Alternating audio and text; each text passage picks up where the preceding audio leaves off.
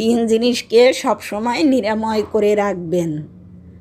সেটা হচ্ছে ঋণ, শত্রু এবং রোগ। এদেরকে যদি প্রশ্রয় দিয়ে রাখেন, ভবিষ্যতে অনেক বড় ক্ষতি করে দেবে।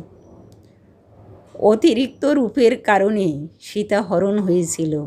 অতিরিক্ত অহংকারের কারণে রাবণের পতন হয়েছিল।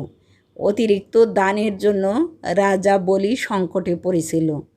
তাই যে কোনো বিষয়েই অতিরিক্ত কোনো কিছু ভালো নয়। শক্তিহীনের শক্তি হলো তার ধৈর্য বা ক্ষমতাশীলতা, আর মূর্খের শক্তি হলো চুপ থাকা বা মৌনতা।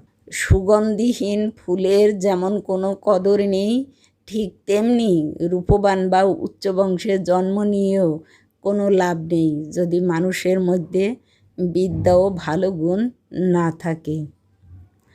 কোকিলের রূপ তার গলার সুরে, নারীর রূপ তার চরিত্রে, আর কদর্য মানুষের রূপ তার বিদ্যায়।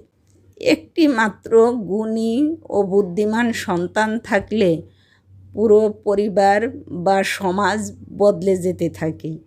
ঠিক যেমন একটি মাত্র চাঁদ রাতের অন্ধকার দূর করে। শত শত গুণহীন সন্তান থেকেও কোনো লাভ নেই, যা কেবল দুঃখই বাড়ায়। মূর্খ ও গুণহীন সন্তান সারা জীবন মা বাবাকে মানসিক কষ্ট দেয়। তার চেয়ে বরং সন্তান না থাকা বা জন্ম নেওয়ার পরেই মারা যাওয়া কম কষ্টের কারণ। সেই কষ্ট একবারেই সইতে হয়। অভ্যাস না রাখলে বা চর্চা না করলে বিদ্যা হারিয়ে যেতে থাকে। তাই সবসময় বিদ্যার চর্চা করুন।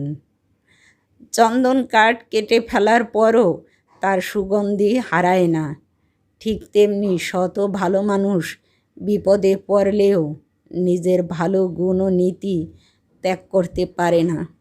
ভালো থাকবেন, পাশে থাকবেন। ধন্যবাদ।